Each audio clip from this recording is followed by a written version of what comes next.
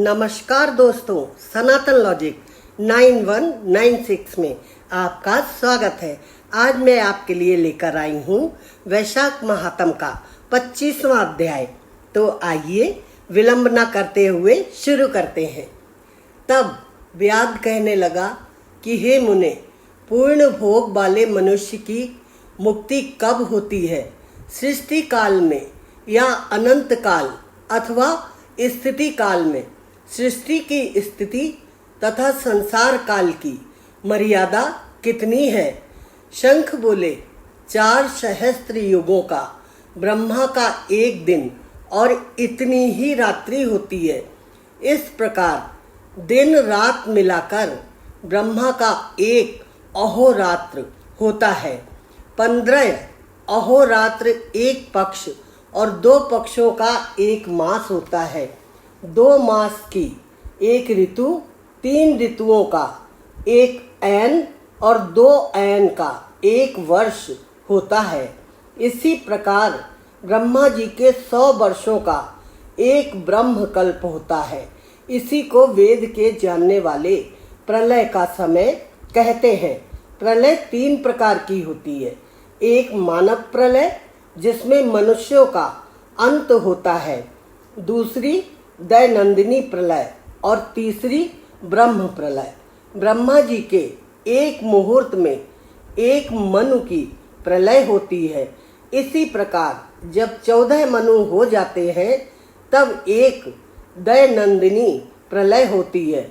मनवंतर प्रलय में पृथ्वी, आकाश और पाताल तीनों लोकों का प्रलय हो जाता है।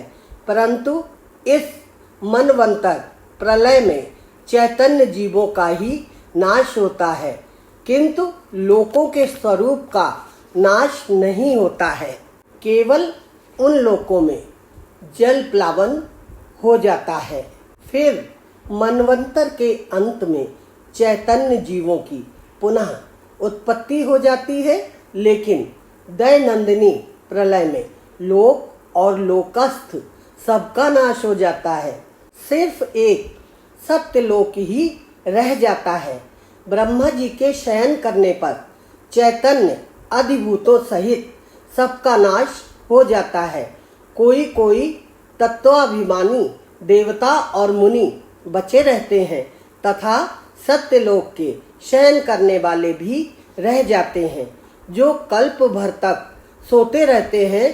फिर रात्रि के समाप्त होने पर ब्रह्मा जी पुनः सृष्टि की रचना करते हैं, जिसमें देवता, ऋषि और पितृलोक और वर्ण धर्मों सहित सबकी अलग अलग रचना होती है। भगवान विष्णु नियम पूर्वक 10 अवतार धारण करते हैं और अन्यान्य देवता ऋषि कल्प के पश्चात ब्रह्मा जी के द्वारा फिर सो जाते हैं। जो ब्रह्मा जी के साथ ही मुक्ति पाने वाले हैं, वे सब राजा, साधु और सिद्ध ब्रह्मलोक में रहने वाले हैं।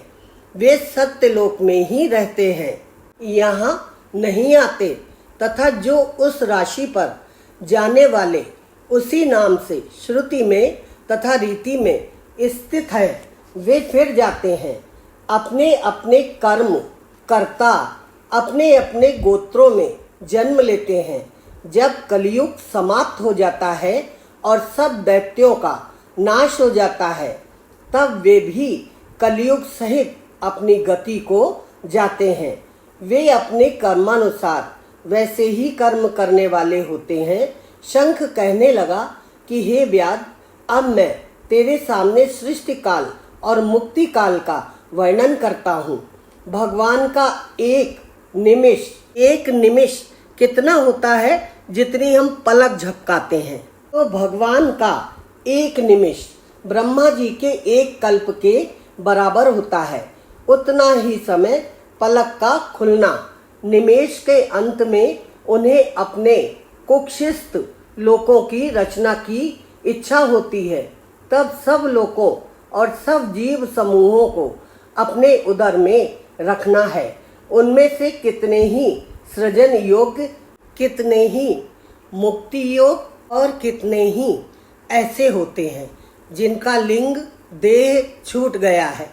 श्रुति देव जी कहते हैं कि जब यह कथा शंख व्याध को सुना रहे थे, तब सबक देखते देखते वह पंच शाखी वृक्ष पृथ्वी पर गिर पड़ा और उसके कोटर से एक बड़ा भयंकर सर्प तत्काल पाप रूपी देह को त्याग कर, हाथ जोड़कर, सिर झुकाकर वहीं बैठ गया। दोस्तों, 25वां अध्याय यहीं संपूर्ण हो गया है। शीघ्र ही आपके सम्मुख वैशाख महात्म का 26वां अध्याय लेकर उपस्थित होंगे। आपको अगर हमारा ये वीडियो पसंद आया है तो लाइक जरूर कीजिए और कमेंट्स में जय श्री कृष्णा अवश्य लिखिए। हमारे चैनल पर अगर आप पहली बार आए हैं तो चैनल को सब्सक्राइब कर लीजिए और बेल आइकन को दबाना ना भूलें। इससे हमारे हर नए वीडियो की नोटिफिकेशन सबसे पहले आपके पास आएंगे।